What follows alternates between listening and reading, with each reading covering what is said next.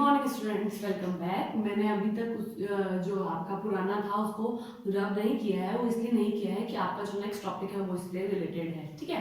तो अब हम देखते हैं, जब हमने रिटर्न फैक्टर पढ़ा या इसको लॉ देखा है, तो लॉ में मैंने आपको बताया था कुछ फेजेस होते हैं, उनकी कुछ स्टेप्स होती है, ठीक है। तो स्टेप्स में जो है आपकी इंट्रोडक्शन कंप्लीट हो जाएगी, आप थ्योरी पढ़े, फिर उसके बाद में आपको डिस्क्रिप्शन मिल जाएगा, फिर आपका जो टेबल है, डायग्राम है, इनके डिस्क्रिप्शन है।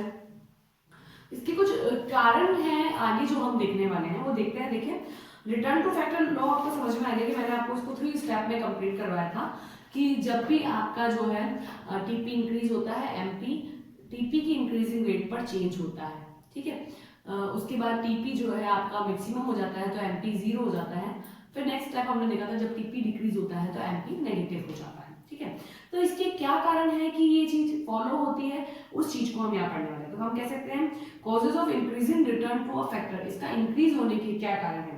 पहला, ये इंक्रीज इसलिए होता है students, fuller utilisation of fix factor. यहाँ पर जो देखिए इंक्रीज होने की रेट भी अच्छी खासी है, तो यहाँ पर क्या होता है, जो आपका फिक्स फैक्टर है वो बहुत ही अच्छी तरीके से यूज आ रहा होता है, यानी वो प्रॉपरली काम कर रहा है। हमको जितना यूज करना था वो प्रॉपर यूज आ रहा है। और जब वो प्रॉपर यूज आ रहा है तो आपका फुल्ली यूटिलाइज हो रहा है। फुल्ली यूटिलाइजेशन की वजह से जो है आपकी प्रोडक्शन जो है वो इंक्रीज होता है, और वो बड़े अच्छे तरीके से इंक्रीज होता है, ठीक है। फिर हम कह सकते हैं division of labour and increase in the efficiency. आप क्या करते हैं यहाँ पर, लेबर को अगर जैसे कि पैकेजिंग करने का काम किसी को आता है तो उसको पैकेजिंग का काम दे, किसी को अगर छटनी का काम आता है उसको छटनी का दे, किसी को बनाने का काम आता है तो उसको बनाने का काम दे। तो पर्टिकुलर जिसको जो काम आता है आप उसको वही काम दें। वो जिस काम में एफिशिएंट होगा वो काम अगर वही करता है तो आपका जो बेनिफिट है, आपका जो प्रोडक्शन है कम टाइम में बहुत अच्छा होगा, ठीक है। तो हमको क्या करना पड़ता है, डिवाइडेशन करना होता है कि कौन सी बंदे को कहाँ पे काम पे लगाना है। अगर आपने सही तरीके से लगा दिया, उसकी एफिशिएंसी के अकॉर्डिंग उसको काम पे लगा दिया, तो आपका प्रॉफिट होगा, आपका जो प्रोडक्शन है वो कम टाइम में ज्यादा होगा। तो ये इसका दूसरा कारण रहता है जिसकी वजह से आपको इंक्रीजिंग फैक्टर मिलते हैं। फिर हम कह सकते हैं better coordination between the factors. जो हमारा चेंजेबल और नॉन चेंजेबल फैक्टर होते हैं ना, दोनों ही एक दूसरे के साथ में, या पांचों फैक्टर्स एक दूसरे के साथ में बहुत ही अच्छे से कोऑर्डिनेशन अगर कर पाते हैं तो हमको जो है अच्छा प्रोडक्शन मिलना शुरू हो जाता है, हमारा प्रोडक्शन जो है वो इंक्रीज होना शुरू हो जाता है। फिर हम कहते हैं कि भाई अब ये डिमिनिशिंग भी हो रहा है, मैक्सिमम होने के बाद डिमिनिश हो रहा है, तो ये क्यों हो रहा है। तो डिमिनिश होने के जो कारण है स्टूडेंट्स, वो देखिए कि फिक्सिडिटी ऑफ फिक्स फैक्टर। अब हम फिक्स फैक्टर में चेंज नहीं कर सकते लॉन्ग शॉर्ट टाइम में, तो कहीं कहीं तो आकर आपको ऐसा लगेगा कि उस चीज में आप चेंज नहीं कर सकते, तो उसकी आपने जो मैक्सिमम कैपेसिटी है उसको यूज कर लिया, उसके बाद आप प्रोडक्शन बढ़ाने की कोशिश करेंगे तो बढ़ना पॉसिबल नहीं। इसीलिए जो है यहाँ पर हमको डिक्रीजिंग रिटर्न्स मिलने शुरू हो जाते हैं। इम्परफेक्ट फैक्टर सब्सिट्यूबिलिटी, इसका मतलब ये है कि आप कहीं ना कहीं जो है, आप जब इतने टाइम तक सारा जो लेबर वगैरह है हमारे काम कर रहा है, तो कभी कभी ऐसा होता है कि हमारा जो पुराना लेबर है वो काम पे नहीं आया, तो आप किसी और को काम पे लगाएं, तो उसकी वजह से जो है आपको डिक्रीजिंग रिटर्न मिलते हैं, क्योंकि पहले वाला तो उसमें मर चुका था काम करते करते, वो उस चीज को हैबिचुअल हो गया था, और अभी जो आप नया लगा रहे हैं वो उसके हैबिचुअल नहीं हुआ है, तो इस समय में जो है आपको डिक्रीजिंग रिटर्न मिलना शुरू हो जाते हैं। फिर हम कह सकते हैं कि बहुत लॉन्ग टाइम के बाद मतभेद शुरू हो जाते हैं, उनके कोऑर्डिनेशन अच्छे नहीं होते, तो कोऑर्डिनेशन बिगड़ने की वजह से भी हमको जो है रिटर्न जो है डिक्रीजिंग मिलने लग जाते हैं। तो 3 कारण आपने दोनों के देखे हैं। अजम्पशंस ऑफ द लॉ के बिना लॉ कंप्लीट नहीं होता। तो मैं जब भी आपसे लॉ पूछूंगी तो इसके पहले ही आप अजम्पशन को मेंशन कर दें, ये क्लियर अपने दिमाग में कर लें। अजम्पशन क्या है, रेशियो इन विच फैक्टर और of production are combined can be change. हम कह सकते हैं कि जो रेशियो है वो हम चेंज कर सकते हैं, डेफिनेटली हमने चेंज किया है, 1:1 है, 1:2 है, 1:3 है, 1:4 है, ऐसा, ठीक है। तो आप इसको चेंज कर सकते हैं। Units of variable factor are homogeneous और इक्वल एफिशिएंसी। आप जो भी नया फैक्टर यूज करते हैं ना, वो इक्वल एफिशिएंसी वाला होना चाहिए, वो एक दूसरे के बराबर होने चाहिए।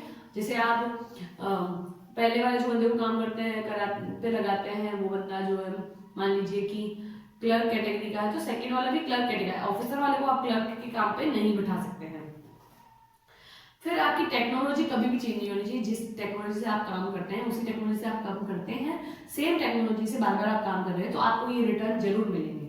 अगर ऐसा नहीं करते हैं तो हो सकता है कि आपका लॉ फेल हो जाए। लॉ फेल होने की सिचुएशन में आप देखिए, when there are improvement in technology used in the process, अगर आपने टेक्नोलॉजी चेंज किया है और प्रोसेस बिल्कुल बदल दिया है तो इंप्रूवमेंट होगा, ये वाला प्रोसेस आपको नहीं मिलता। पोस्टपोनमेंट का मतलब ये होता है कि आपका लॉ कहाँ आकर फेल हो जाता है। अगर आपने टेक्नोलॉजी चेंज कर ली तो आपका लॉ फेल हो जाएगा। दूसरा, आप जो सब्स्टिट्यूट कर रहे हैं फिक्स फैक्टर में, सॉरी चेंजेबल फैक्टर में, वो अगर इक्वल नहीं है, होमोजीनियस नहीं है, तो भी आपकी प्रॉब्लम आएगी, ये वाला लॉ नहीं मिलेगा आपको। और आप ये कह सकते हैं कि आपके अगर फिक्स फैक्टर में भी आप चेंज करने लग जाएं तब भी आपका ये वाला लॉ फॉलो होना पॉसिबल नहीं है स्टूडेंट्स। तो आपको जो मैंने आज पढ़ाया है वो ये बताया है कि ये जो थ्योरेटिकल पोर्शन था, कॉजेस पढ़ाए हैं हमने इंक्रीज होने के और डिक्रीज होने के, इसके बाद में हमने लॉ की अजम्पशन देखी और उसके बाद में हमने इसके पोस्टपोनमेंट देखे हैं।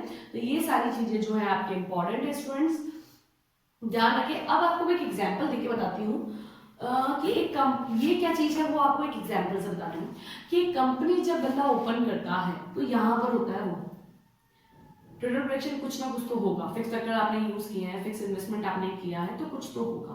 तो उसका 2 पर आपका जो है प्रेडिक्शन हुआ। फिर आपको ऐसा लगता है कि नहीं यार मार्केट में डिमांड इंक्रीज हो रही है, तो हमको क्या करना चाहिए, कुछ और इंटरेस्टिंग करना चाहिए, उसमें कुछ और लेबर लगानी चाहिए। आपने यहाँ आकर लेबर स्टार्ट करी बढ़ाना, आपको बहुत अच्छी ग्रोथ मिलेगी। देखिए आप लेबर बढ़ा रहे हैं, आप ये आपकी लेबर बढ़ रही है यहाँ पे एमपी के थ्रू। अगर आप देख रहे हैं तो 2 पे, सॉरी 1 2 3 4 ये लेबर बढ़ रही है, इससे आपकी एमपी बढ़ती है, क्योंकि आपने एक बंदा और काम पे लगाया तो डेफिनेटली आपका प्रोडक्शन इंक्रीज होगा। ये देखिए यहाँ पे एक एक करके इंक्रीज होते चला जा रहा है। अब यहाँ देखिए आप, ये इंक्रीज हमारा टोटल प्रोडक्शन भी इंक्रीज हो, तो हमने बहुत अच्छा काम किया। अब क्या होता है, टाइम आ जाता है जहाँ पर आपको वेरिएशन चाहिए होता है और आप वहाँ पर वेरिएशन नहीं कर पाते हैं। आपके जो है लंबे समय तक हम कहते हैं ना एक ही जगह अगर बंदा रहता है तो वो अपना रुबाब समझने लग जाता है वहाँ पे, तो वो चीज़ आपके यहाँ पर प्रॉब्लम करती है। फिर हमारा यहाँ पे देखिए टीपी बढ़ तो रहा है लेकिन इंक्रीजिंग रेट थोड़ी धीरे हो जाती है, ठीक है। उसके बाद इंक्रीजिंग रेट धीरे होने का मतलब देखिए आप यहाँ पर 5 से 9 हुआ, यानी 4 का डिफरेंस, 9 से 12 हुआ तो 3 का ही डिफरेंस आया। इंक्रीज तो हो रहा है, हमने लेबर भी लगा ली, इंक्रीज भी हो रहा है, बट लेवल जो है वो धीरे होता है। तो ये देखिए आप लेवल धीरे है, ठीक है। फिर क्या होता है, मार्केट अपनी सिचुएशन को बदलता है, टेक्नोलॉजी हम वही पुरानी वाली काम में ले रहे होते हैं, तो हम मैक्स पे पहुंच जाते हैं, ठीक है। जहां पर आपकी एमपी 0, अब हमारे पास कैपेसिटी ही नहीं है, क्योंकि फिक्स फैक्टर को जितना मैक्स टू मैक्स चाहिए था हमने उसको दे दिया, ठीक है। अब कैपेसिटी नहीं, आप एक्स्ट्रा और यूज नहीं कर सकते हैं लेबर को, ठीक है।